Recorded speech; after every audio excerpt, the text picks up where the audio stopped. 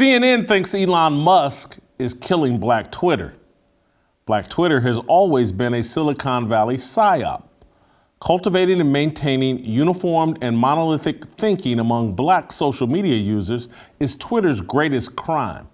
It's everything the Uniparty accuses Donald Trump of doing to his political supporters.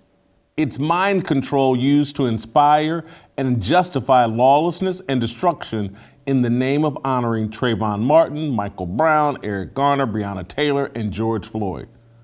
Black Twitter is a fountain of misinformation. Nothing on the internet is more worthy of death. It's a cult. Everything it has supported leads to cultural decay. If Elon Musk kills Twitter, I hope he invites me to perform the eulogy.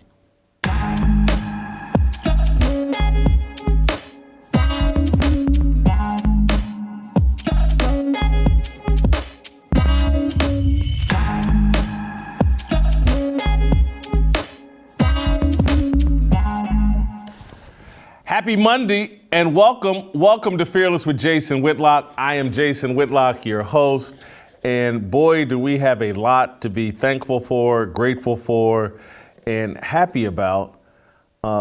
Today, right now, despite still being a little congested in my sinuses, despite, a little fogginess in the brain, and, look, let me quit crying and whining. I feel good. This is the best I've felt in about 8 days, 7 days, or I just experienced, and this isn't me complaining, this is just me being factual. I just experienced the worst Thanksgiving of my life, home, in bed mostly, sick, while my family was all gathered in Cincinnati, enjoying themselves, drinking, eating, and being merry. I was sick all Thanksgiving, but luckily I'm here and I feel grateful, and I just want to thank God for healing me and giving me the strength to be here today and feeling better and well on the road to a full and complete recovery, and happy to be doing today's show with you all. We have a lot. I did watch NFL football this weekend. I did watch college football over the weekend. Look, when you're sick, you got virtually nothing to do but lay in bed and watch TV. I tried to rewatch New Jack City. It's a bad movie. But anyway, we got a lot of football to talk about. We'll do it with Steve Kim and Coach Jason Brown, as we do every Monday. Shemeka is going to come on at the end of the show and help me talk about Elon Musk and this CNN story that they put out over the weekend, saying that Elon Musk is going to undermine and destroy Black Twitter, and Black Twitter's mourning, and Black Twitter doesn't know what it's going to do because Elon Musk, he let Donald Trump back on, and all the Black people were so. Anyway, we'll talk about that with Shemeka, but we have a fantastic show planned for you, going over the NFL weekend and some news in college sports. But before we do any of that, I want to tell you guys about my good friends at Good Ranchers. You know what would be a great Christmas gift this year? To take away inflation for someone. While you can't control their gas prices or home prices, you can stop meat inflation for yourself or everyone you know, love, and need to impress. How can you do it? A subscription to Good Ranchers during their Black Friday special. Beef prices are expected to go up another 15% in the new year, but Good Ranchers customers who use my promo code Fearless will experience 0% inflation all year long. That's because every subscriber locks in their price for the life of their subscription. If that's not enough to get you to subscribe, you also can get their Black Friday offer right now. 2 free 12-ounce Black Angus New York strip steaks and 2 free pasture-raised chicken breasts with any order that uses my code Fearless. Head on over to GoodRanchers.com to find the perfect box for you in their curated selection of America's best meats and seafood. Give the gift of zero inflation and America's best meat to yourself or someone you love. Good Ranchers' award-winning service and quality are why they have over 7,000 five-star reviews. Remember to visit GoodRanchers.com and subscribe with my code Fearless at checkout. Get that Black Friday special. 2 free Black Angus steaks, 2 free pasture-raised chicken breasts, zero inflation, all with Good Ranchers, American meat delivered. All right, let's welcome back in. I haven't talking to this. Well, did I talk to this man over the weekend? I can't remember. Steve Kim, welcome back. And I saw that yesterday, Steve, you see my jacket? Can you see that jacket? It says Fearless with my new threads. I got some Fearless swag myself. But anyway, Steve, I saw that over the weekend you went to Coach JB's house and watched some football, huh? Oh my God! This man, I'm just telling you, he grills like Ramsey, and he could break a cover two down like John Madden. This is a renaissance man. You should have seen him on the grill. I mean, it was fantastic. By the way, funny story. So I stopped by the store to pick up some things to bring over, and I'm just walking into the store, and this black gentleman, probably in his mid-40s, he goes, "Hey, are you Steve? Are you the guy on the Whitlock show?" And I was like, okay, is that a good thing to you? And he goes, "Yes, I watch you every day." Now, this is fascinating. Let's just keep it real. Since he is black, I said, okay, be honest. And we actually talked for about 10 minutes. Very nice man, also shared the same first name as I did, Steve. And I said, Steve, be honest. Can you actually admit publicly to a lot of your friends that you watch us on a daily basis? And he said, you know what? I actually have turned a couple of my friends on to the show. Made my day along with spending time with JB. It was fantastic. I mean, it was a great day. Oh, and by the way, wait a minute. Did I not hear you mention the greatness of one Jim Harbaugh? But we'll get to that later. I know we're going to hit that. I know you want to pay homage.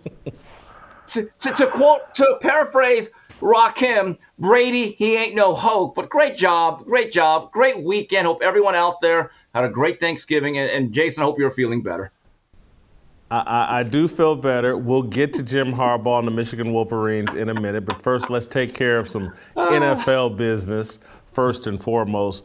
Aaron Rodgers has fallen, and I'm not sure if he should get up. And Tom Brady has fallen, and I think he should give up. But who has a better chance at recovering here? And by recovering, I mean a return to greatness, not this season. This season, to me, neither one of these teams, and I know Brady's in a terrible division and he still has a chance to make the playoffs, but that's not a Super Bowl team. Aaron Rodgers, they've won 4 games. I think they're 4-8 or something like that. And he's injured now. He left yesterday's game in the third quarter. Both of these guys lost. Brady lost to the Browns. Aaron Rodgers, they lost a competitive, high-scoring game, 40-33. But Jordan Love comes in and shows some signs of life. Who has a better chance of being a good Super Bowl caliber leading quarterback in 23, Aaron Rodgers or Tom Brady? Jason, I agree. Both of these situations, they are like a Life Alert commercial. There's no doubt about it. They've fallen and they can't get up. Just by the fact that the Buccaneers are in the den of mediocrity in that division and are going to make the playoffs, that question is a very easy one. As it relates to next year, I'm talking about though. Next year, yeah. Look.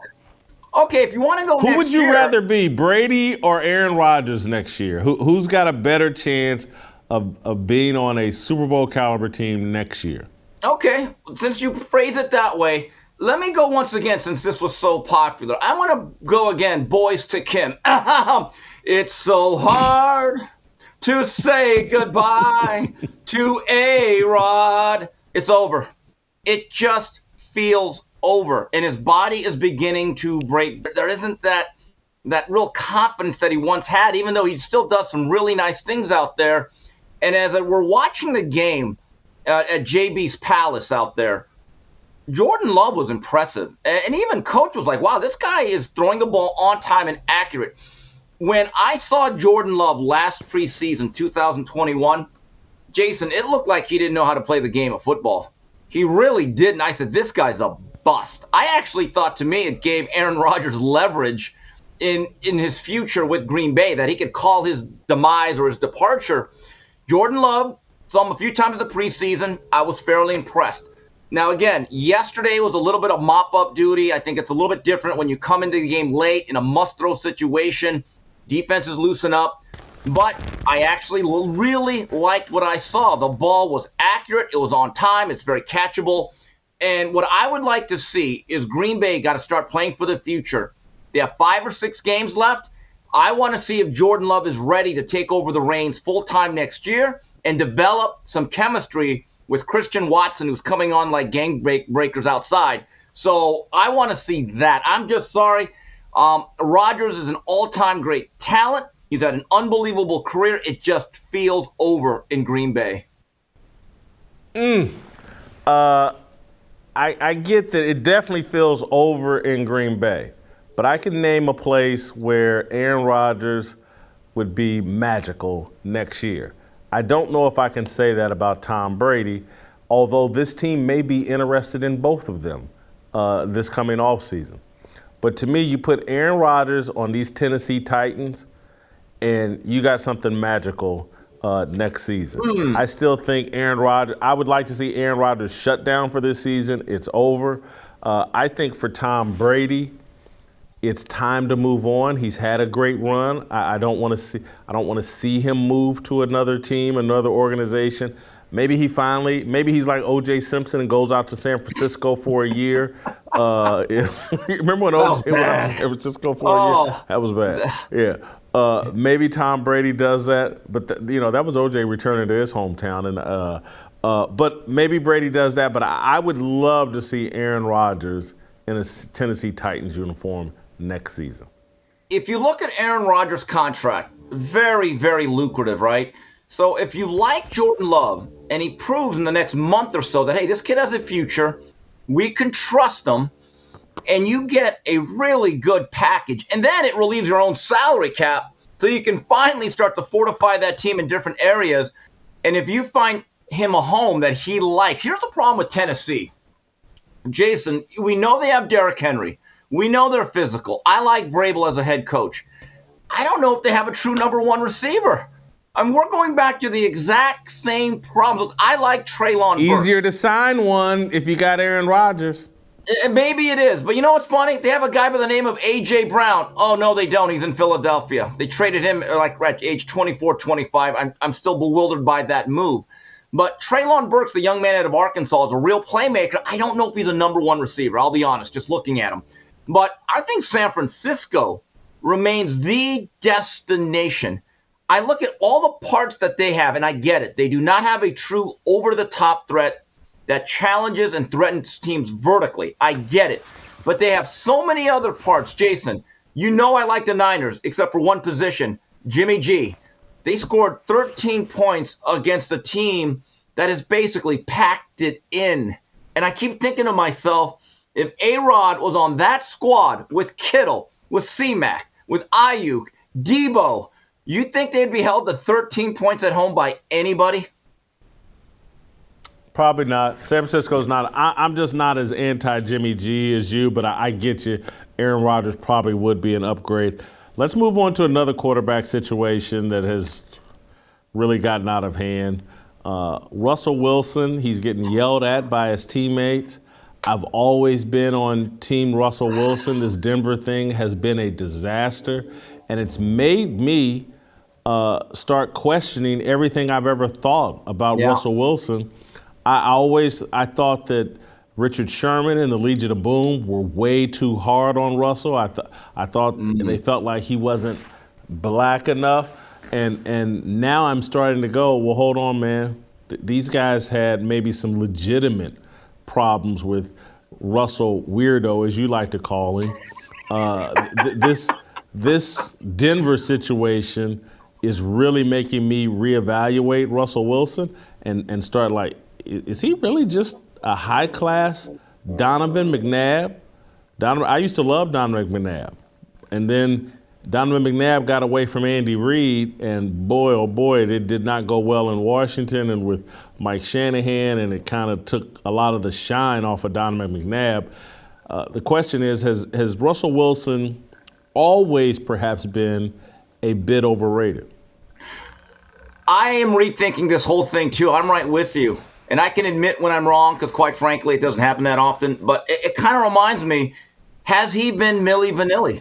Has he been lip syncing this whole time? And now I'm thinking, Yes, it's true. And, I've heard a few people say, well, screaming matches happen all the time on NFL sidelines. They do.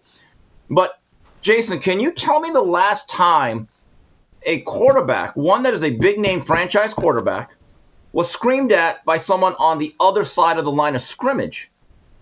That's different. I remember Dan Marino used to get into it all the time with Mark Clayton in the Duper. I remember a screaming match caught on NFL films between Dan Fouts and Kellen Winslow. Look, Jeff Saturday and Peyton Manning had a famous back and forth thing during a game in Indianapolis on Monday night that was captured. But I've never seen this, where a guy on the other side of the line of scrimmage, and this is where the frustration boils over and why complementary football is so important.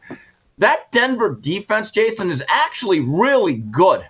If they just score 21 points a game, which is not all that much, that team is right in the thick of the divisional race and the playoff race.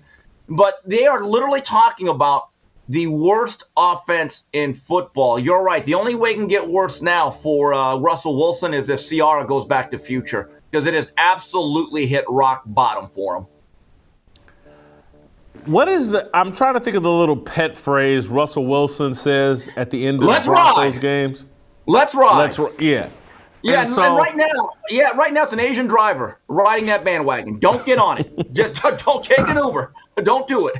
And so what I think happened is Russell Wilson probably has some little pet phrase he shouts on the sidelines when things aren't going well, or something that the players are just tired of hearing. And I think the guy that yelled at him had gotten a penalty, or the defense had done something stupid, and Russell Wilson probably shouted out one of his pet phrases, and I think that dude snapped.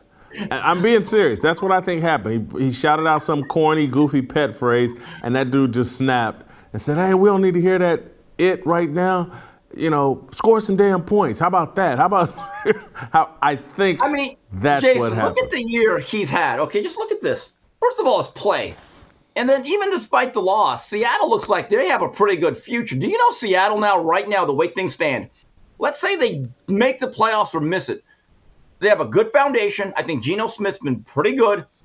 Right now, I believe I read that the Denver Broncos first-round pick that now goes to Seattle is a top 3 pick. Then, that video he did a couple months ago, Mr. Unlimited. Oh, God. Really? That was cringeworthy. Then, he's the Subway commercial. I know you think it's not a big deal. That Subway commercial is so bad, they're better off bringing back Jared. Yeah, that guy. I'll just leave it at that. It's one of the worst commercials. I'm thinking the producer that okayed that should be fired. It's such a bad commercial. I'm thinking that it was coordinated and directed by Nathaniel Hackett. That's the other story here. We need to stop hiring coaches because they held the clipboard and gave the water to Aaron Rodgers. I see this all the time where a guy is associated with the coach and they think, oh, he coordinated Joe Montana like Paul Hackett. Or this guy worked with Aaron Rodgers. Okay, but that would be like me giving the water to Floyd Mayweather every 3 minutes and putting up his stool. And people say, that's Steve Kim's a boxing. Yeah, when I have Floyd Mayweather on my stool, my boxing IQ goes up 200 points. Folks, sometimes it is not the jockey, it is the thoroughbred. You know what? That sounded like the kind of message I wanted to give to Jay Bree, because I saw you over at his house, and I was like, look at Jason Brown. He's watching Steve Kim on this show and thinks, oh, man, Steve Kim's a big star. Let me invite him over to my house, and we can do a show together. We can do a show together. And I'm like, JB, it's me, not Steve Kim. It's me. But go ahead, kid yourself. It's me, not Steve Kim. But go ahead, kid yourself, JB. Lie to yourself and lie to. Hey, let me throw out another one here for you about the NFL. This is the conclusion I reached this weekend, watching my Chiefs, get a mediocre victory over a Rams team that, is mailing it in and has got, an incredible Super Bowl hangover. And so the Chiefs are allegedly the best team in the National Football League. And if so, what that says to me is there's not a great team in the National Football League. When I look around, it's like everybody's hot for the Dolphins. They won 4 or 5 in a row or something, and jumped out to a 30-0 lead over, a terrible team. I get it. I just don't see a great team out there in the NFL. I don't think there's, somebody's going to win a Super Bowl. I don't think Philly's a great team. I think they played a very favorable schedule. I think they have a style of running or whatever and an offensive line that's a difficult match. But I just don't see greatness out there. I don't see, Deion Sanders, Dallas Cowboys. I don't see Jerry Rice's 49ers. I don't see the Baltimore Ravens with Ray Lewis, that first Super Bowl. I just don't see greatness out there. I see a bunch of good teams. But maybe I don't know what I'm looking at. Do you see any greatness in the NFL right now, team-wise? Parity is a really slick way of saying mediocrity. I do think there's a couple of teams that have separated themselves from the pack. Look, Patrick Mahomes is a type of player. I think the Chiefs, Dolphins, and I still like the Bills and Eagles. I think those 4 teams. And look, the Niners, based on overall roster, those 5 teams are clearly, to me, right now ahead of the pack, unless I'm missing somebody. Maybe the Cowboys. I'm kind of believing in the Cowboys, to believe it or not. But those 6 teams are pretty good. Now, has anyone separated themselves yet? No. But Patrick Mahomes, if you go over the last 4 or 5 years since he became a starter, every year at the very least you are guaranteed to be in the conference title game and then 2 Super Bowls. That is impact. So when you have number 15, you have a shot. I'd like for the Bills to get a little bit healthy. The Niners, can they get one really last good run of football from Jimmy G? The Bills, and I'll go back to the Bills. The Bills, I know people are going to discount the win over Detroit. First of all, I think the lines are actually improving, but to face the adversity they did and having to go back to Detroit 2 times in 5 days and coming out with wins in this league, that is something to be commended. And the Cowboys have a lot of talent, and they're starting to figure out running the ball more makes Dak Prescott more effective. But you know what, Jason? I'm going to say something. You better bring out your shovel, and I better hear a mea culpa, because you know who you buried and is now coming on like gangbusters, and you said he was dead. You were giving him last rites. It was really sad. Jolton Joe Burrow and the Cincinnati Bengals. Yeah, who dey? I am impressed. That was a tough win over a team that wanted revenge at home without Jamar Chase and Joe Burrow. It wasn't a great game, but it was a winning game, and it was impressive. They held the 22-wheeler out of Bama to less than 50 yards? That's a gut check victory. With Jamar Chase out, they only lost 1 game. I'd look for the Bengals again. Last year, right around this time, I believe they were a 500 team. Jay, you buried that young man way too early.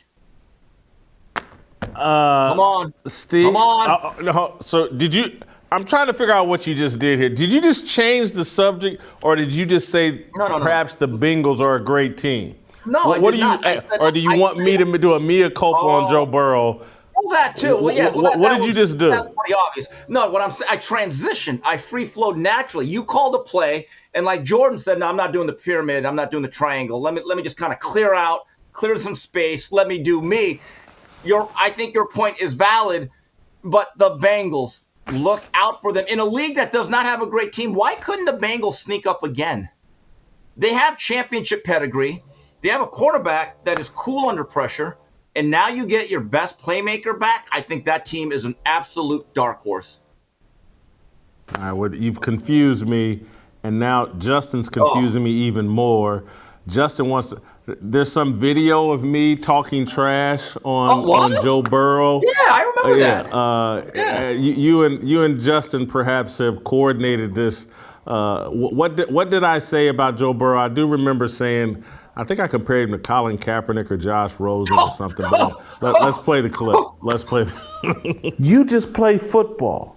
Because if you don't, this game's going to humble you. And right now, you're going through the humbling process.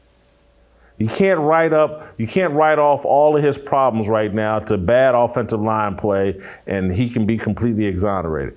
There's something going on with Joe Burrow, and we've seen it before. Joe Burrow wouldn't be the first.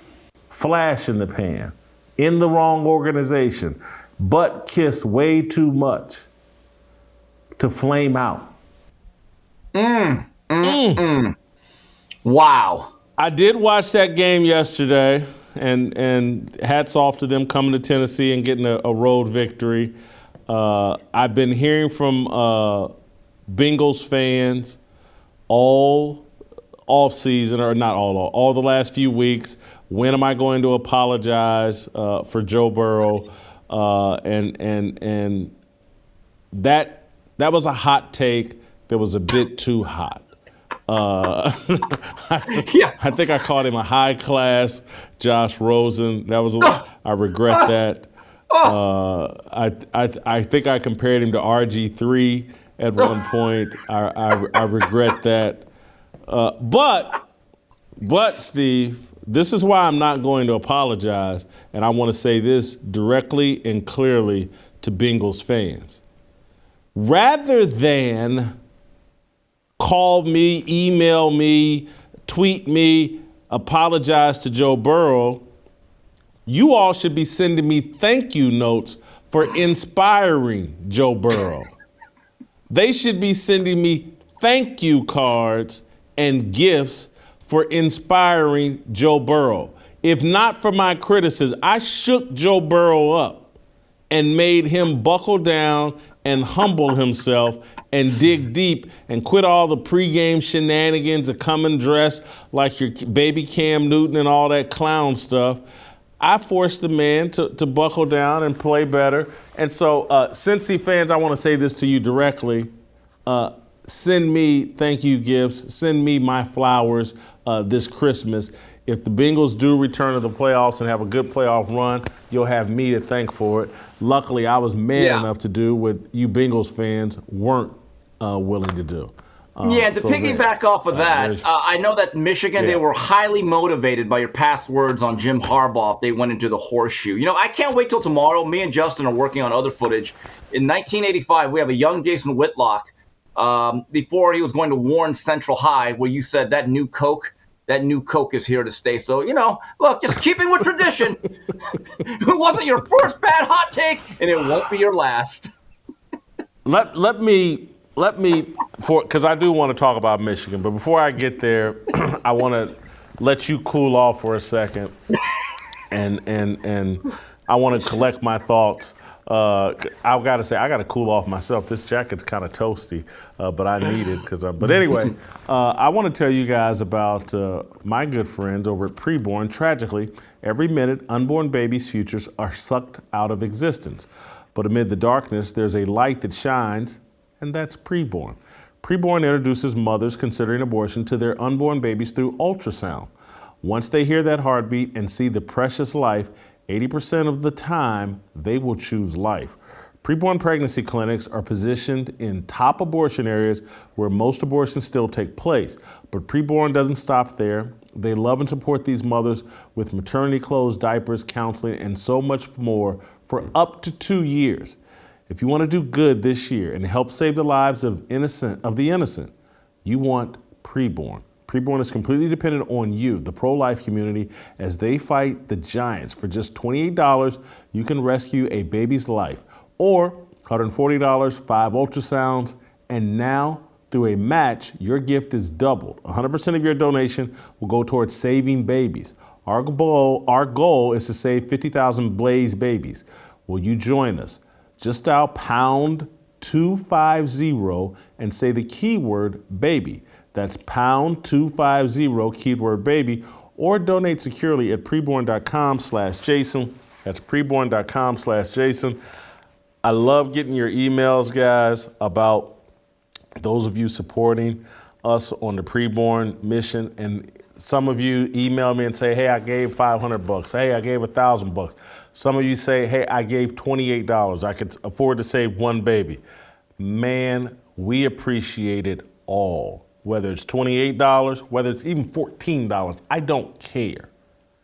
As long as you support, we can make a difference here in America, and it starts with respecting, honoring the sanctity of life and helping these young mothers see the beautiful child they have growing in their womb. Thank you so much for all the emails and notices. Please keep them coming. That's preborn.com/Jason or pound 250 and say the keyword baby. All right, let's circle back to the Korean Cosell. Cosell, I'm not ready to crown the Michigan Wolverines. I said clown. I'm not ready to crown the Michigan Wolverines. I'm not ready to crown Jim Harbaugh. He's done a nice job the last 2 years. Hats off to him. He's doing exactly what he's supposed to do. He's supposed to make Michigan a national title contender. He's supposed to beat Ohio State. That's the job. Congratulations. Now, having said all that, I'm sorry, Cosell, I wasn't impressed with Michigan or Ohio State on Saturday. I don't see either one of those teams as a legitimate threat to Georgia. I don't see either one of those teams as somebody that could win 10, 11 games if they had to play in the SEC. I just don't. And so, not trying to knock him, he's knocking off the competition that's put in front of him in the Big Ten. But the Big Ten is just not the same as the SEC. And so it's great what he's doing. He's done his job. He deserves a big raise. Michigan fans should be ecstatic. But do I see them as a real threat to Georgia in a college football playoff? Or if Alabama somehow were to sneak in, do I think Michigan could beat Alabama? No. Do I think they could beat LSU? If LSU, and then LSU can't get in the playoffs with 3 losses. But no, I just don't. Michigan's a nice, wonderful, great Big Ten story. Saturday I felt like the breaks, and they made the breaks, but I felt like the breaks went their way more so than they're 3 touchdowns better than Ohio State. That's what I got to say about Jim. First couple things here. First of all, your first part of your rant, what are you, Chris Rock? Yeah, they're supposed to. What do you want, a cookie? I get it. But no one expected them to. And the other point I did. I bet Michigan. I expected them to win. I had them on the money line. Okay. No, yeah, I had them on the money line. Plus 285. So the other thing is, I'm with you. When Georgia comes to play, nobody beats Georgia. But you're making it sound like the SEC is just chock full of Alabama, Georgia, and LSU. And they're not. The middle of the pack, SEC and beyond, is just as mediocre as any other conference for the most part. Okay? Don't make too much out of Mississippi. Look, I like State, Purdue. Vanderbilt. I like Purdue. But damn it, they're playing in the Big Ten championship game. Come on, Kim. That's who you got to beat to win the Big Ten title, Purdue. Oh, Georgia's playing LSU. That's lost a few games. Got blown out by Tennessee, lost to FSU. They lost to A&M, who's got a mutiny on the bounty. The other thing is that was impressive. What would the line be if LSU and Purdue played? What would the line be? Probably LSU by 9? Sure. Yeah, probably. I'm not denying that, but I know this. When you go in to the Horseshoe with a hobbled Blake Corum, Heisman Trophy type of guy that'll at least be invited to New York probably, he played 1 series. And for Jim Harbaugh to say, okay, you know what, we're going to run our system with our backup running back, Andrews, had a very big game at the end. I want to give J.J. McCarthy credit. I thought he looked scared, S-less against Illinois. But he didn't complete a lot of passes, but they created explosive plays, and they came up with stuff, and they hit it. Look, it is difficult to beat Ohio State at the Horseshoe. You got a quarterback that's going to be a top 5 pick, even though I think that's a little bit inflated. That's a great win. You need to let this go. I get it. You're a Brady Hoke guy. Brady Hoke never could beat Ohio State. In fact, when he was at Yes, he did beat Ohio State. That's a lie. He did beat Ohio State. Continue. When? Rich Rod is. Yeah. Oh, that's right. That was the year that they had no coach. That's when Luke Fickell took. That doesn't even count. But I'm just saying, Michigan right now has to be considered a top 5 program in the country. They're going to make the playoffs in back-to-back years. He lost both coordinators. He lost the number 2 pick and the bookend, Ojabo. And the guy just kept it rolling. You know, Michigan, guys like you and the rest of Wolverine Nation, you better thank God that nut job, because he is a nut job, okay? He grates on people. You're fortunate to have him wearing his khakis on your sideline. Respect that man. I look. I'll have more respect for him if he makes it to the championship game and stays within 2 touchdowns of Georgia. That's all he's got to do. If he stays within 2 touchdowns of Georgia, I'll give him his flowers. That's all he needs. Just be competitive with Georgia. Then I'll fully buy in. I love what he did. I love that they've run the table. They'll crush Purdue in the Big Ten title game. Awesome season. Hats off to Jim Harbaugh. He's justified the hiring. He's done his job at an extremely high level. Hats off to him. All right, Coach Sal, I want to play some video for you of Terrell Owens squaring up with a guy outside of a CVS in Inglewood, California. You're a California guy, an LA guy just like me. T.O. is outside a CVS in Inglewood. Looks to be 8, 9 p.m., 10 p.m. at night. It's who knows what time. The guy allegedly was harassing someone inside the CVS and then took it outside and continued to threaten the guy. And T.O. verbally defended the guy initially. And then the guy squared up with T.O. and got caught a 2 or 3 piece, maybe even a 4 piece there from Terrell Owens and went down. Do you have a problem with T.O. Fighting outside of a CVS in Inglewood? Wow, the T.O.K.O. And here I thought Regis Prograis had the most eye-opening knockout of the weekend in winning the WBC junior welterweight title. I'm kind of impressed. I remember years ago when he had his issues in Philadelphia, he got into a scrap with Hugh Douglas, and I heard he got the better of that. I really don't. Look, you got to defend yourself. And look, T.O. can fly off the handle. I have an idea now. It's obvious that Terrell Owens wants to be an athlete. I mean, he still talks about playing in the National Football League. He can still run the occasional go route. Body still looks like it's out of central casting. I have it now. T.O. against Jake Paul. I mean, that's the new thing with these celebrity boxing matches. You're matching up YouTubers against this guy and that guy, football players against the lion tamer. T.O. against Jake Paul does major business. That is a pay-per-view bonanza. I would tune in. In fact, you know what? I might even cover that fight ringside. So, yes, T.O. against Jake Paul. That's what I'm getting out of this. Let's make this happen. You know, I'm known as a Terrell Owens critic. But I don't like bullies, and I could see T.O. probably being triggered by this guy trying to bully someone inside of a CVS. And so I don't have a problem with this. I'm not defending it. I'm not recommending it. In all seriousness, I think T.O. should be careful, who he squares off with, because out in California, you never know who, remember Tupac Shakur punched the guy in the MGM, and how many hours later, say, oh, you throw hands, we shoot bullets, and Tupac's dead. I would, seriously, I'd be careful. Who knows who this guy's connected to or what he's connected with. I'd be a little bit more careful. Yeah, that was, I think, September 7th of 1996. That was during the Mike Tyson-Bruce Seldon fight. And I'll be honest, I thought Tupac landed more punches than Tyson did on Seldon. I always thought that was one of the shadiest fights. But, Jason, you know this from living in L.A. There are certain stores, once the sun's down, I'm not going in there. I mean, honestly, Terrell went for his pharmaceuticals, and he provided the medicine. But I'm just telling you, as Terrell Owens might say, who can make a punch?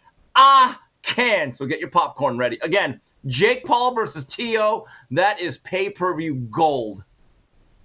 I actually kind of like that recommendation. All right, final one, a bit more serious.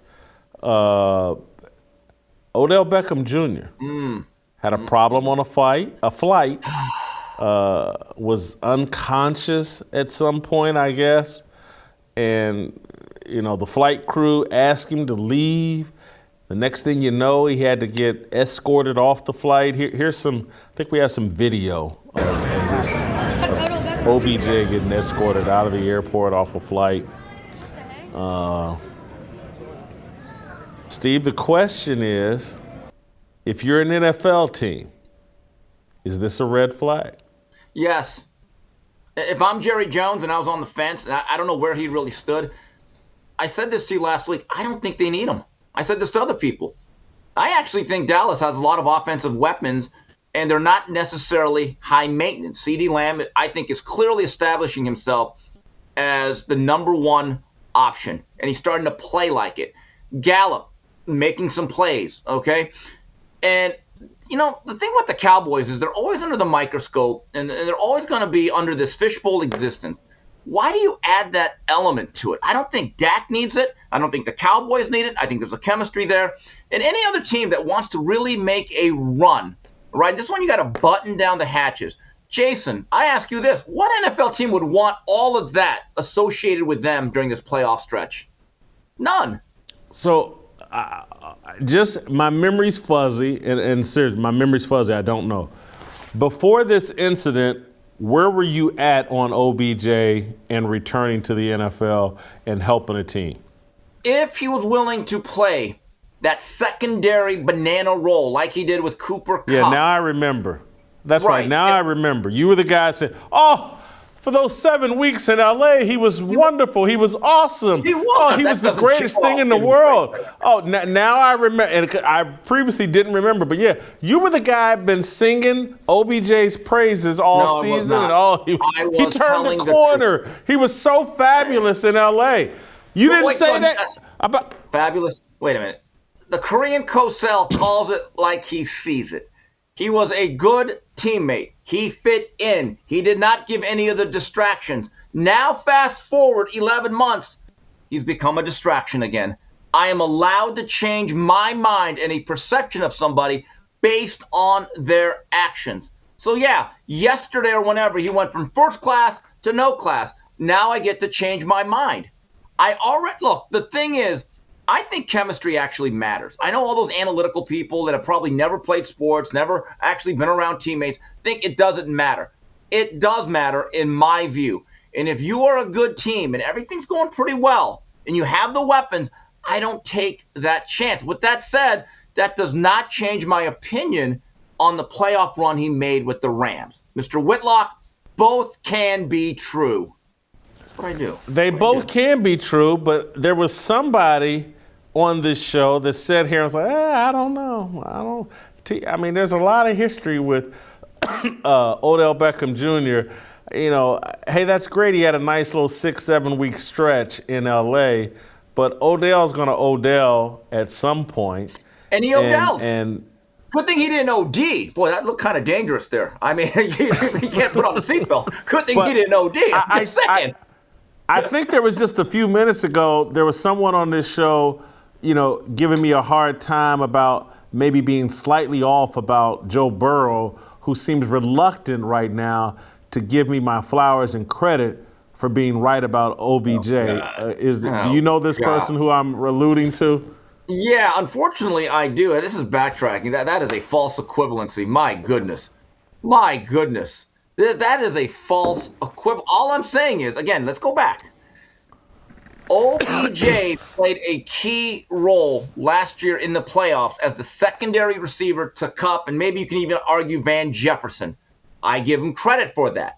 Now he has reverted, back to some of the antics that make him toxic. Well, he's toxic again. He became 3 Mile Island. Now I'm back off. This is the strength of what I do. I don't change my mind. I'm fluid. And so... Not gender fluid, just fluid. Just so here's what my point is I think you're a bit overreacting to this. If you were on board with OBJ before this, you should have a more wait and see approach than writing him off over this incident on an airplane.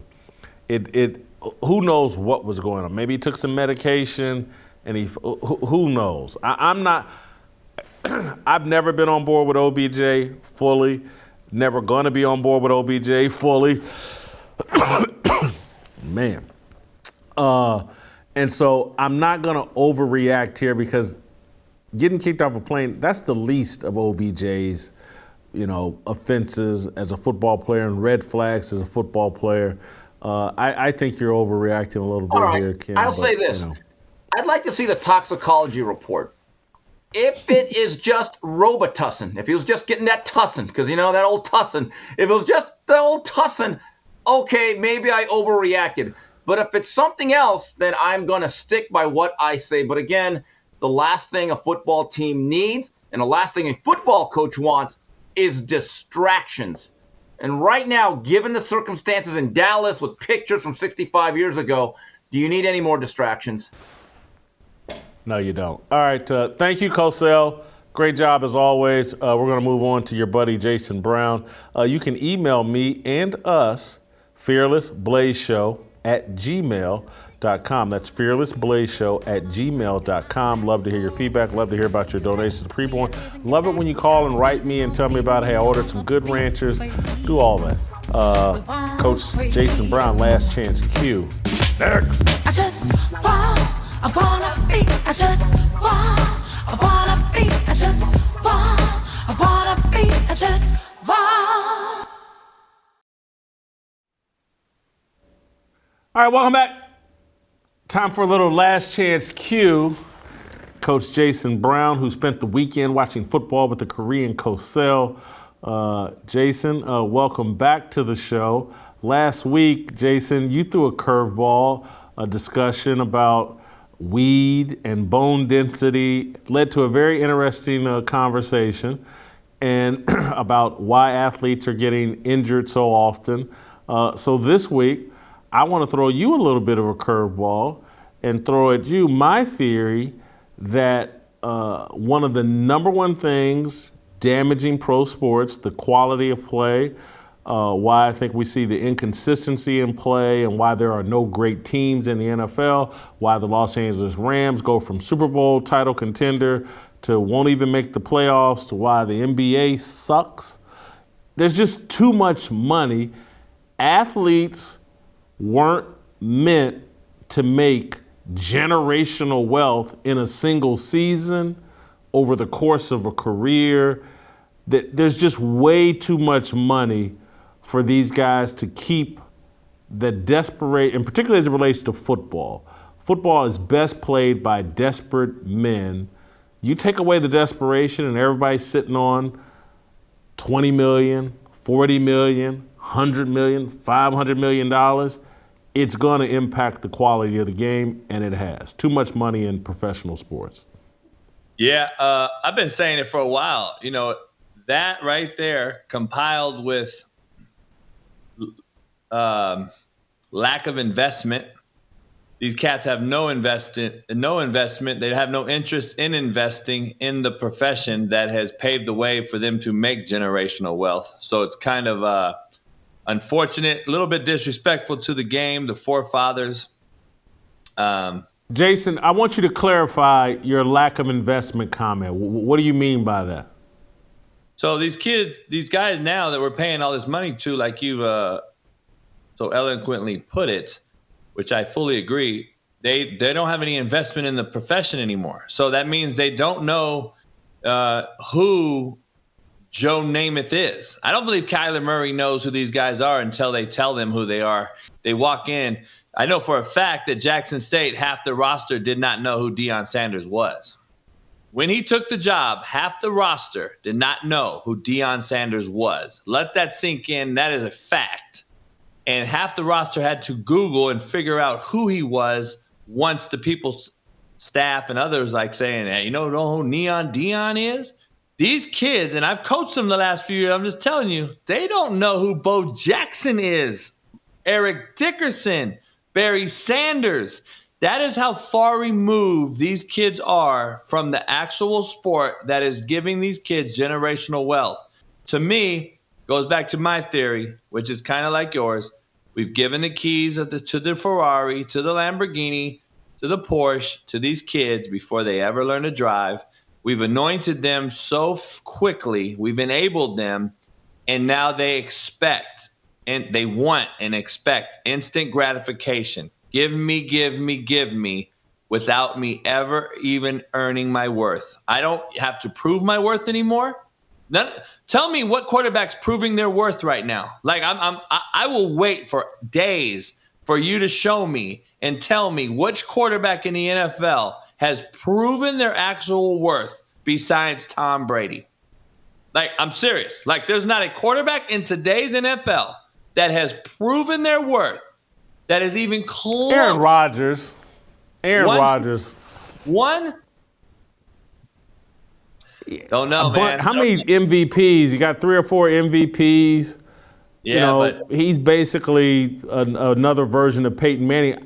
I do like your point about investment because I don't think people understand that an understanding of history, understanding whose shoulders you're standing on, who actually made it possible for you to make millions of dollars, would actually tie you to the game in a more passionate and a stronger, and would make you give more to the game if you were grateful, appreciative of like, no, man, Dick Butkus and these guys and Jim Brown and these guys paved the road for you to make all this money when they made very little, played a much safer game than what you're playing, much more physical.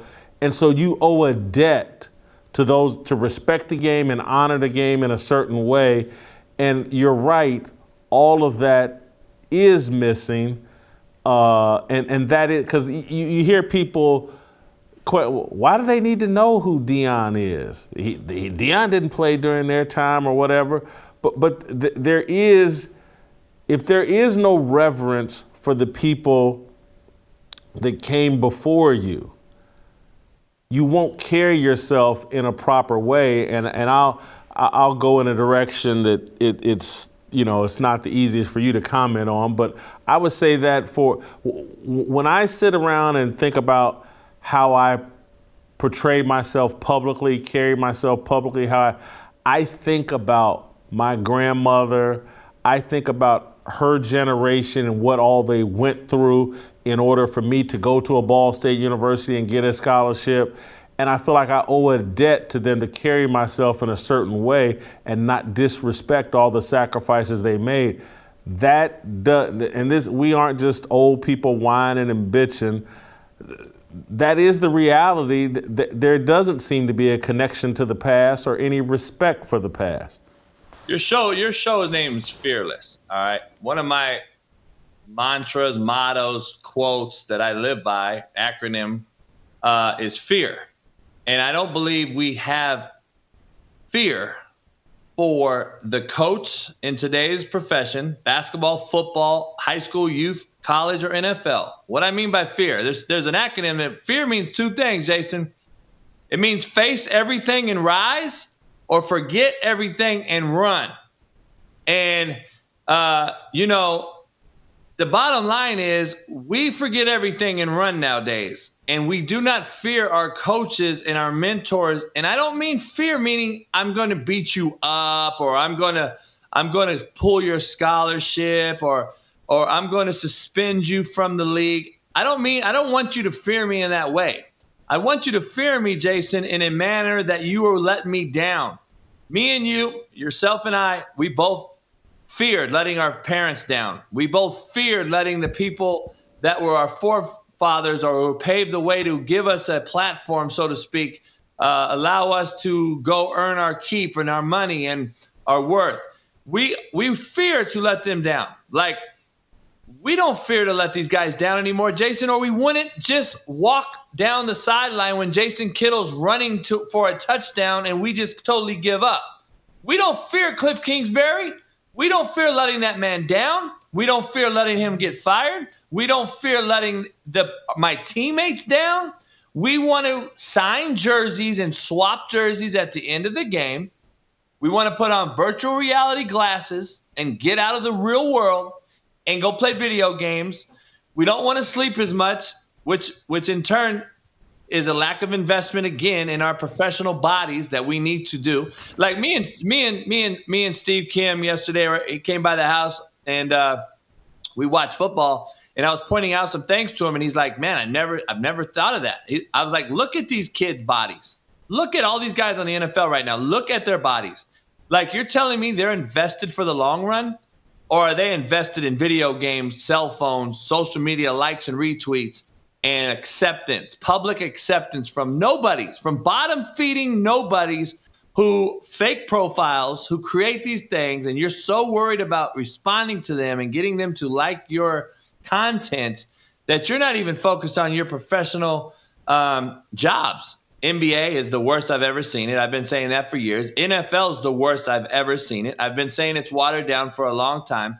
Jason, I had this conversation. My buddy Pat Perez, Live Golf, right? 4 aces. This is the championship hat nobody can get right now. He's a Michael Jordan golfer. We had a conversation, and he thought I brought up a very interesting point. I hang out with these guys. I go golfing with them. I get to hang out inside the ropes while they're on the tour, and I get to hang out with Pat's caddy. Great dude named H. And he's been with Pat ever since high school in San Diego. Let me tell you something. It's a great point. I'm watching these young kids walk around the golf course. Young babies, all right?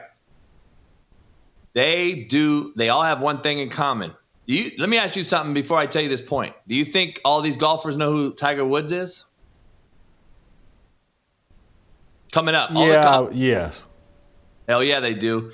Yeah. Because golf still has etiquette, and the etiquette in golf is ingrained, and it is being taught and coached every day.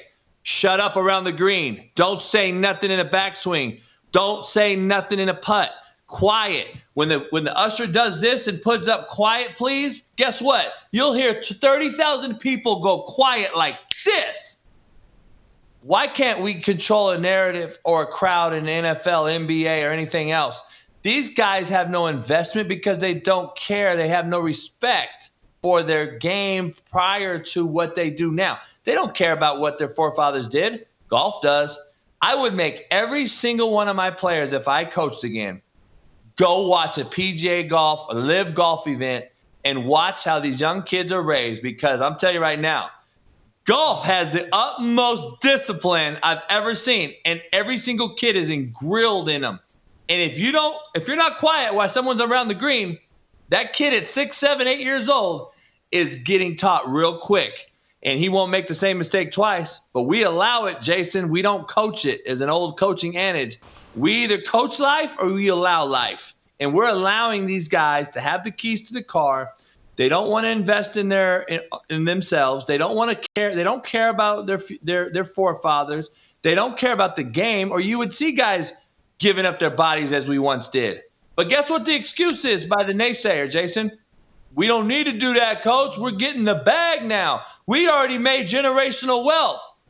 No crap. That's our point. Like, we're giving away this money, but then you expect them not to give up their body because they make the money? Well, I expect you to give up your body because you make the money. There's a complete different mindset out here. And I just can't fathom the fact that we've allowed this for so long that it is now spiraled out of control.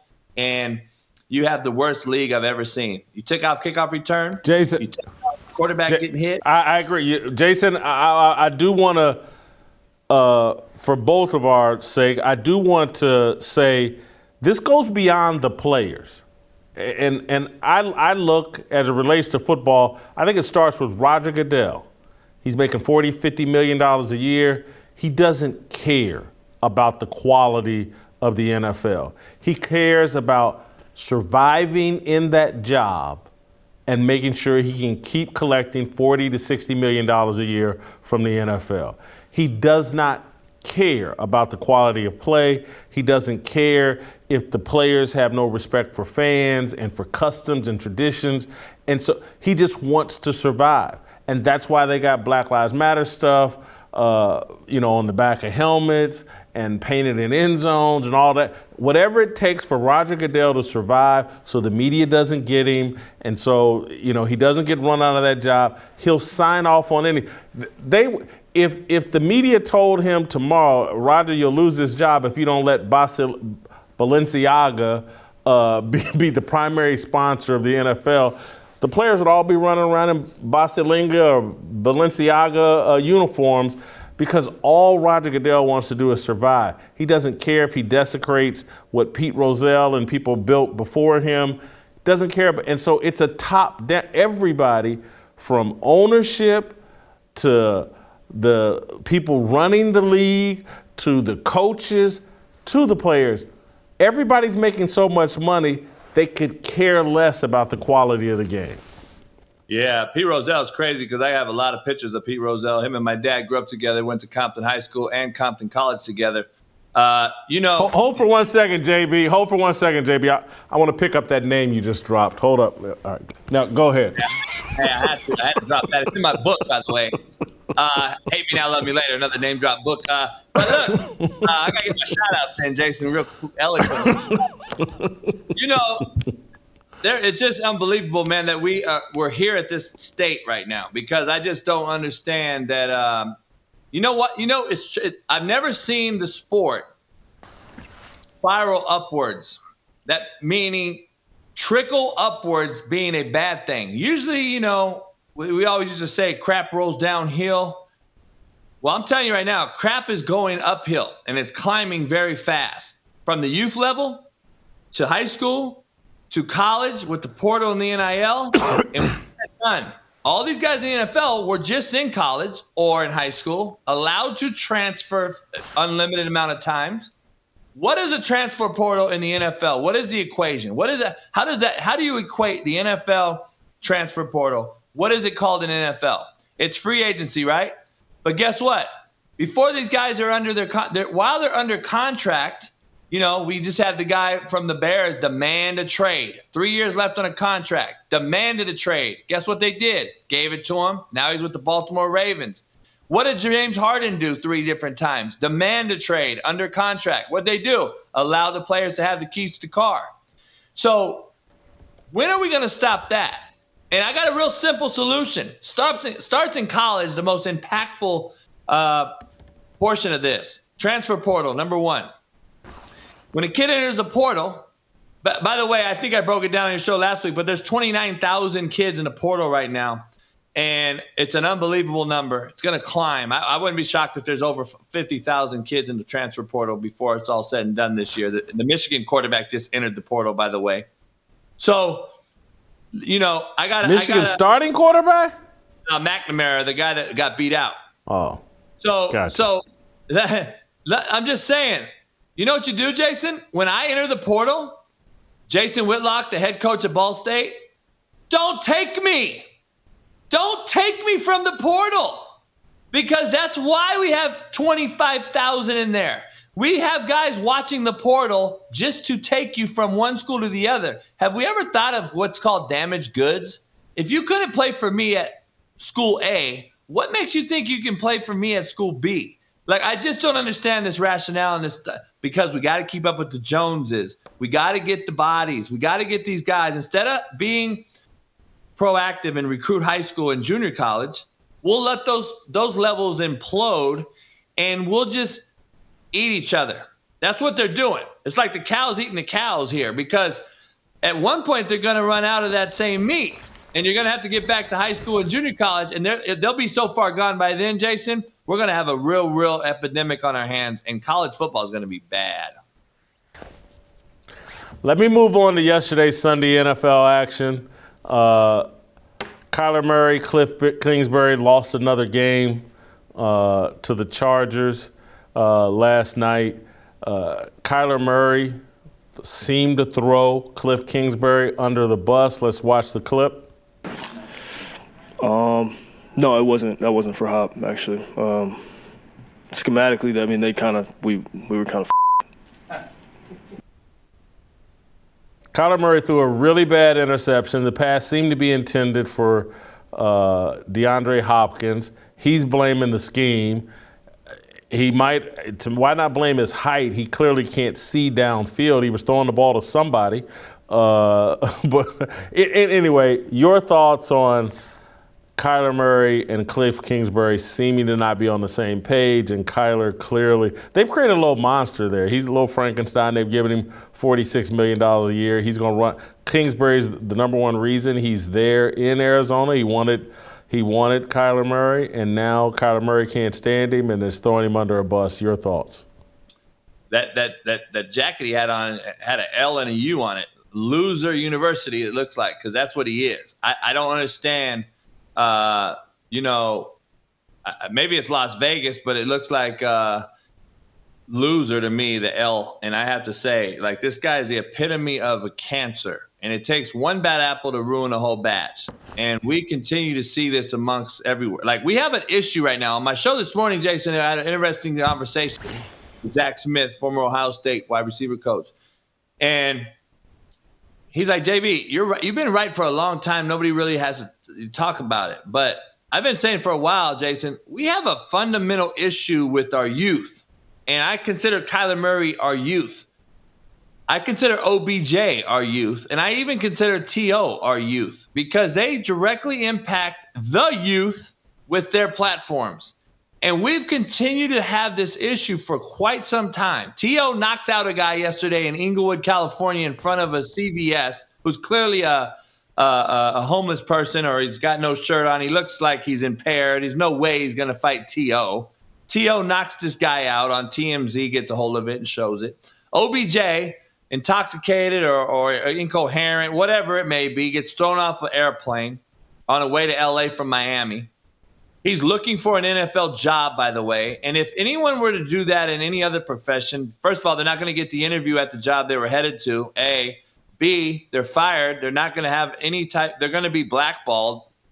But these guys we continue to give jobs to, because they can run fast or catch a ball or dribble or dunk on you or whatever and make your franchise money, i.e. Deshaun Watson.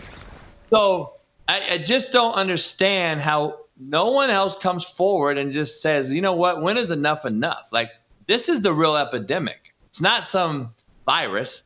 This is the virus. We got bad leadership, bad mentors, and bad people that are in mainstream media, have big platforms, continue to use them in a negative way.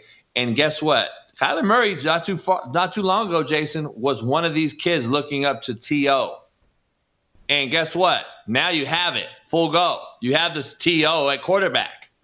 So we have this issue that's continued to trickle for the last 20 years, and it's getting worse and worse and worse. Now guess what? All the babies watching Kyler Murray throw his coaches under the bus. Now you see these guys that don't want to study film and play video games. Guess what the youth's doing right now? They're not showing up to high school games and not studying their scouting reports. And it's just a trickle-down effect that's continuing to happen, but nobody wants to address it. And unfortunately, we continue to see this, man, and it's getting out of hand, man, and it's bad for business, it's bad for sports. And that's why I brought the marijuana thing up. I think there's more to it. 900 people being injured. There's more to these things other than just what meets the eye. And another bunch of other guys go down yesterday. Another few went bite the dust and guess what? Soft tissue and bone injuries. And just crazy. I wish somebody would do more deep research, but there's more to it. There's more to it. And the lack of just pure strength, buy-in, investment, like we were talking about, meaning in the weight room, what you put in your body. LeBron James pretty much has been accessible and available his entire career. And we see his body. Look what he looks like. Puts $1 million into his body a year. So, whether we like him or agree with what he does or not, which I don't, got to agree that he's mostly been available his whole life. And his body looks the dang part. And he's at least invested into the profession that he's playing in by keeping his body available. We don't see that no more. I'm not seeing it at all by any of these NFL or NBA players. They look horrible. They look like hammered crap. To be honest with you, they're so frail. They're a hit away from being out. They're a misstep away from tearing a knee or a ligament or ankle because they're just so weak. And I don't know a player that drinks milk anymore, Jason. Do you? Milk's a non-factor. I used to have to drink milk, and I've never had a bone injury in my life, Jason. Never have I had a bone injury in my life. Just telling you. But I never smoked weed either. Knock on wood, JB. Knock on wood where you say you may have just jinxed yourself. All right. Hey, finally, I want to move on because I want a more nuanced take. We talk about Lamar Jackson every week, but I want to give you a chance to put some more context and perspective around Lamar Jackson. They lost again. His team keeps blowing big leads. I think this is the fourth game this year. They've led by 9 points or more and found a way to lose. Lamar yesterday, or maybe today, it was yesterday, I'm sorry, after the game, took to social media. Social media is a poison, and he's ingesting it. A lot of these guys are. And so someone tweeted at Lamar, when someone is asking for over $250 million guaranteed like Lamar Jackson, games like this should not come down to basically Justin Tucker. Let Lamar walk and spend that money on a well-rounded team. Lamar deleted this tweet, but he did put it out. Boy, STFU, y'all be capping too much on this app. MF never smelt a football field, never did doo-doo, but eat a D-I-C-K. Lamar deleted the tweet, but he put it out there. I think the pressure is getting to Lamar. He went all in this season on himself, bet on himself. He's representing himself, he and his mom, in a contract negotiation. It's not going that well this season for Lamar. So I want to do an approval rating so that we get a more nuanced take on Lamar's job from Coach JB, as well as job performance, character, authenticity, and it factor. So let's get to our approval rating on Lamar Jackson.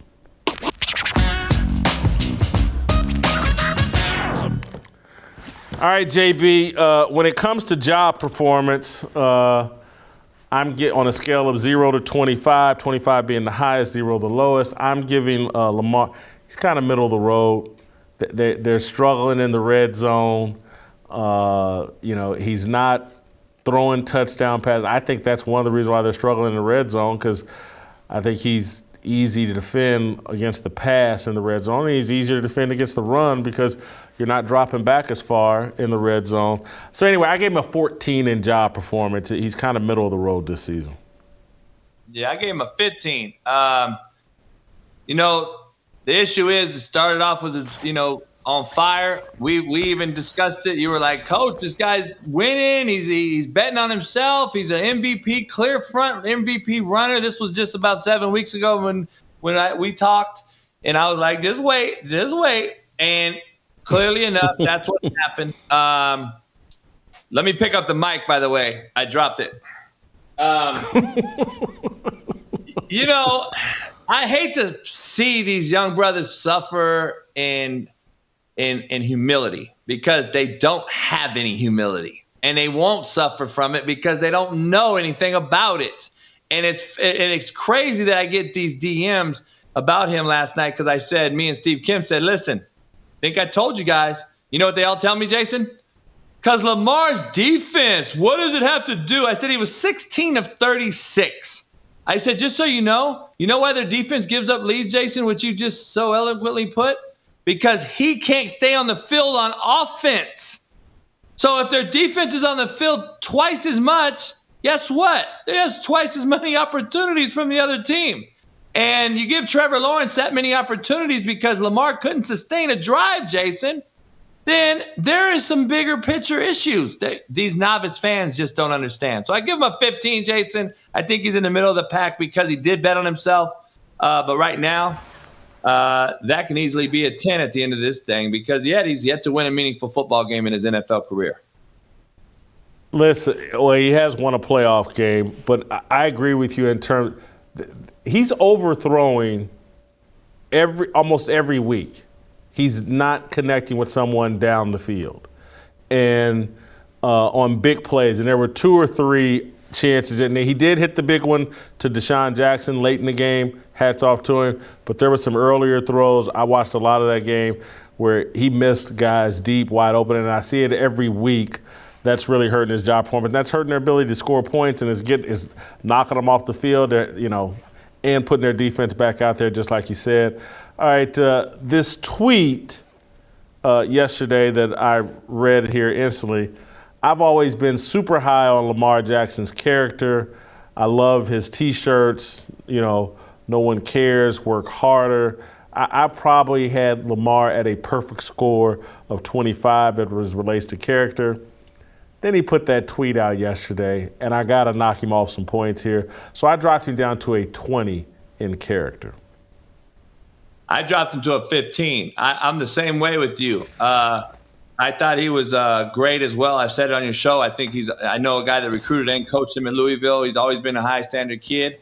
But listen, Jason, I'm just going to be honest. People don't really understand the truth of the matter of life. Life is a result-oriented business.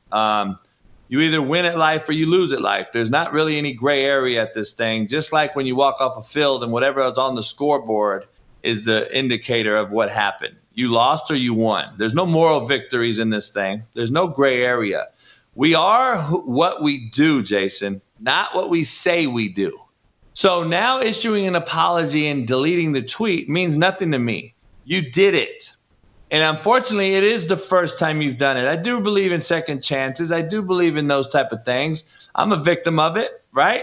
I mean, the world got to see me and assume that this is how I was and et cetera, et cetera. I had to wear big boy pants and eat it. And you know what? He's going to have to do the same. And America will forgive. That's what America does for the most part. They do forgive. But, you know, he came out with that, and it's just showing his frustration. And you know what? If he had a circle around him, once again, that we discuss all the time, instead of a bunch of yes men, women, he would have said, they would have not let that tweet come out. There would no way that tweet would ever came out. And also, you'd have an agent, and you would already have $200 million in the bank too, but you don't. And now it looks like this could be a possible implosion. And I'm going to be honest. I'm looking at the game yesterday when they have the ball at the end of the game, which we know a check down from their minus 30 with 5 seconds kind of tells all that he can't throw a ball in the middle of the teeth of the coverage. And Harbaugh looked over there, and I saw Harbaugh's face. I'm looking at Harbaugh, and he's like, God, I can't wait to blow this roster up, or I'm fired anyway. I can just see it on his face, man. And I just think he's realizing I got to have a quarterback to be able to throw the football. And until we do, we have no shot. We've already won a Super Bowl. We've been to another. You know, I don't know. I think he's realizing it, and I think Lamar screwed up. The thing about them going to a Super Bowl and winning one, or winning two, actually, when they won the first one, Harbaugh wasn't there, but it was Brian Billick, and they didn't have a great quarterback. They won one with Joe Flacco, you know, getting on a little hot streak, not a great quarterback.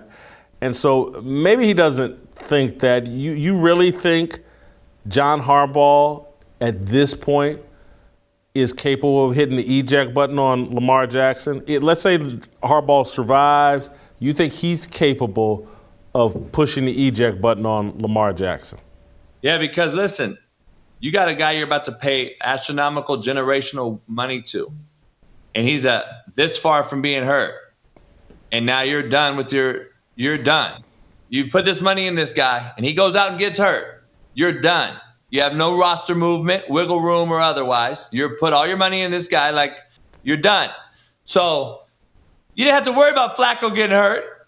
And guess what? We can be traditional. He can actually throw the ball on time, even though he's not a great skill set quarterback. But guess what? We can run the football with him. We can play defense. And guess what? If he can continue drive, so be it. But we won't put our guys in harm's way. We won't put our defense in harm's way with Flacco and with Trent Dilfer. We'll let Ray Lewis go out here and Ed Reed, and we'll let Jamal Lewis eat, and we'll let Tony Saragusa get sacks, and we'll play defense, and we'll beat the Raiders 7-3. Like they did when Trent Dilfer hit Shannon Sharp on a 99-yard touchdown. That was their only score of the game, and they beat the Raiders that year. That is what the Ravens have been, and that is how they've won football games. This isn't the way to do it, and he knows that. And I can see him very easily saying, why would I pay $250 million to a guy who's a step slower every season? He's a step slower.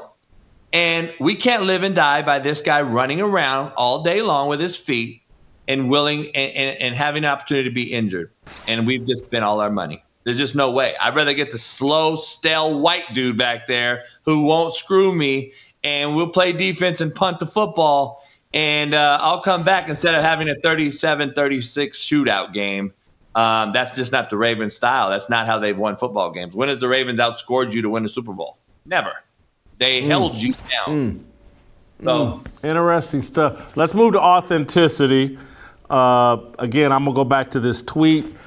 Lamar, the language, the whole nine is like, okay, maybe, and the other thing, this is where authenticity is very important as it relates to the $250 million bucks, because the contract allows you to be who you really are.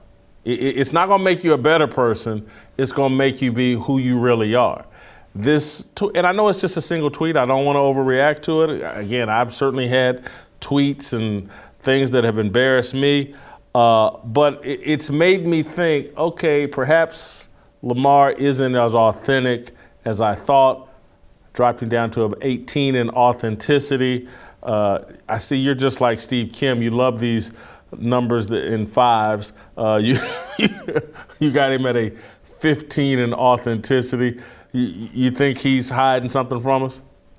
Yeah, because we are what we do, not what we say we do. And that's just what we said earlier. Like, eventually, you have to separate your social media world from your private life. And once he tweeted it, why delete it? That's who you are, bro. Don't delete it now. Don't say this is who you made a mistake. No. I love when I see like the Kirk Herbstreits and all these guys always come out crying and apologizing and all this stuff. And then I love to see all their fans, great apology. You're a grown man for doing that. No, you're not. You're a liar. You are a liar. And people don't apologize if they're truthful. Jason, you have never seen an apology from me. I'll apologize right now on the spot to your face if I said something out of hand or out of whack or false. I'll say right now, Jason, you know what? I was wrong. I apologize. But I'm not saying it tomorrow because that's who I am. I'm not changing it tomorrow and saying, you know what, Jason, I apologize from what I said 2 weeks ago. It's too late, dude. It's too late. This is what we're going to see. And it's just a matter of time. Something's going to happen. And this is who we are, not what we say we are. And I can't give $250 to a cat that I really don't know how he's going to act because he didn't get an agent. He's going with his mom. He has a bunch of yes men in his circle. And then that is the frustration that's going to lead to what we saw yesterday that's going to show really what he's worth and what he is. Now, I still don't believe he's a bad kid. I still think he's a great kid. I still think we all make mistakes. God knows we have. I'm not going to throw him under the bus for that. But I'm not going to pay him either. And like I said, he deserves the money, Jason. He's not worth the money. And that is where this management team and ownership has to understand the fine line and make a grown man decision being the CEO of an organization in the NFL. He may be deserving. He's not worth it. All right, and finally, it factor. I still got Lamar as one of the best shows in football. People love to watch him play, even if it's to see him blow up. He's still exciting with the ball in his hands. So I got him at a 22 in it factor. Yeah, I got 15 again. This is why, though, Jason. My it factor. Let me ask you this without putting you on the spot. How do you define the it factor? Whatever it is, how do you define exciting? Do people anticipate your performance? Or people, if he walks into a room, how excited are people? Is he must-see TV? And I think he's must-see TV. I think it factor, which I've done a lot of work on this because I truly believe the it factor is solely how you should be judged at the end of the day when you're dead and buried. Tom Brady's it factor was his poise in the pocket, which allowed him to win 7 rings because he had the it factor, or you want to say nuts and guts, hearts, whatever it may be. I define it by this, Jason. I define it simply using these 2 words. Executive presence. You have an executive presence about you. Jason, I pick you first and pick up basketball. Out of 10 people, you're my first pick. You stole the prom queen from me. You have executive presence. Everybody in the locker room loves you, regardless if you're a cancer or a good dude. I'm going to follow you because you have an executive presence. I may follow you to the left of the stop sign. I may follow you to the right of the stop sign. But wherever you go, I'm following because you have that executive presence. Lamar don't have the it factor. So I put him at 15 because he's yet to win in a meaningful game, meaning an AFC title, a Super Bowl, any meaningful football game. One playoff game to me is not a it factor guy who's going out here winning every year. The it factor, man, I'll be honest, there may be 3 guys in the NFL that has it right now. I don't know if a lot of these guys have it. And unfortunately, he's definitely doesn't have the executive presence. He's a freak of nature athletically. He's a gifted human. But he is an athlete playing quarterback. He is not a quarterback who is athletic. JB's got him candlelit at a 60. I've got Lamar Jackson as a grease fire 74. JB, thank you. Great job as always. You see my Fearless Army swag? You can get you some Fearless Army swag like I got on.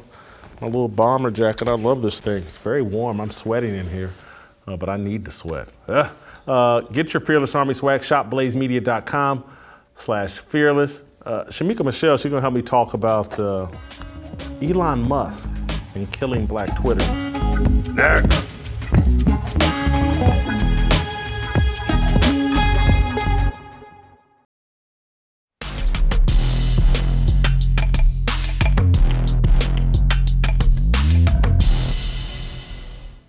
All right, welcome back. Time for some Shemoke Show. Shemeka Michelle to help me talk about a CNN story that Elon Musk is going to kill Black Twitter. Over the weekend, Shemeka, CNN published a story complaining that since Elon Musk's acquisition of Twitter, it's not as warm and fuzzy and inviting a place for Black Twitter. And Black Twitter, I think, according to CNN, is mourning Elon Musk taking over. I don't know who they spoke to. You know, Black Twitter, I guess, has some voice, or there's some official spokesman for Black Twitter. For those of you that don't know, Black Twitter is some little mythical thing that started a decade ago where they said that, you know, all black people spoke and had the same positions over Twitter, and, you know, all these little Twitter lynch mobs, or Black Twitter this and Black Twitter that. And so I'm actually, if Elon Musk is going to kill Black Twitter, which I think Black Twitter is one of the worst inventions in the history of social media, it basically legitimizes every stupid, illegitimate lie professed by the left, the satanic left. I think it would be a good thing, and I hope that I'm asked to do the eulogy for Black Twitter. I've never liked it. I've always thought it was a tool to use and to police black thought and to talk us into doing dumb-ish. And so I'm hoping that Elon Musk does kill Black Twitter. And so I came up with my list, and I wanted your reaction, Shemeka, to Black Twitter's 5 greatest accomplishments. And the first one is making Sean King, the activist, appear to be black. That's one of Black Twitter's greatest accomplishments, making a white man who looks just like his white father appear to be black and able to claim that his mother was a whore and slept around with some light-skinned black man. Only on Twitter could you do that, and thanks to Black Twitter, they made Sean King appear black. Yeah, I'm not black, I'm Snow Jay. Okay? Although most of Black Twitter has now turned on Kareem Abdul-Jabbar, I will say they are responsible for King T'Chaka's rise to power. So yes, I definitely agree with you on that one, Jason. My favorite one, there was a lot of good nicknames. Snow Jay was good. I always loved Martin Luther Cream. Talcum X, I like that one as well. Hats White. Off to Black. Say that one again. Betty White. Betty White. I hadn't heard that one, Betty. Hadn't heard that one. All right. Number 2 would be the hands up, don't shoot Michael Brown myth. Had NFL players, the St. Louis Rams back then took the field with their hands up, supporting the hands up, don't shoot myth would be their second greatest accomplishment. Yes, and this one was a little disheartening for me initially because even the Obama administration, which is their favorite president, said this was not the case. So the fact that this is still kind of trending or taking place with people still pushing this narrative is just a little sad, but it shows how disinformation or misinformation can get out and how Black Twitter will just run with it. The number 3 accomplishment for Black Twitter, I think you have to give them full credit for mute Muhammad Ali. I like to call him Colin Kaepernick, the mute version of Muhammad Ali. Black Twitter baited Kaepernick into taking a knee. That would be their 3rd greatest accomplishment. Yes, Colin Kente, the breakout star of Alex Haley's new miniseries, Silky Roots. They said he also did a remake of 12 Years a Slave, but Colin's version is called 6 Years a Slave, 6 Years a Slave Owner, because he's only half Black. They definitely are the reason he is without a job. Colin let them cheer him on to the pig socks, to the faux fro. Black Twitter is to blame for Colin Kaepernick being out of a job. I'm a little surprised this one ranks so low, but Black Twitter has a lot of great accomplishments. But buying lesbians mansions, I think, has to be one of Black Twitter's greatest accomplishments. 3 lesbian Marxist women launched Black Lives Matter over Twitter, and Black Twitter supported them. And now those Black lesbians all have bought mansions scattered across America. Buying lesbians mansions, Black Twitter's 4th greatest accomplishment. Yeah, I've never seen unattractive lesbians make anything rise so quickly. Black Twitter is definitely the reason that BLM rose so fast and to such great power across the nation, actually across the world. So yes, that is one of Black Twitter's greatest accomplishments.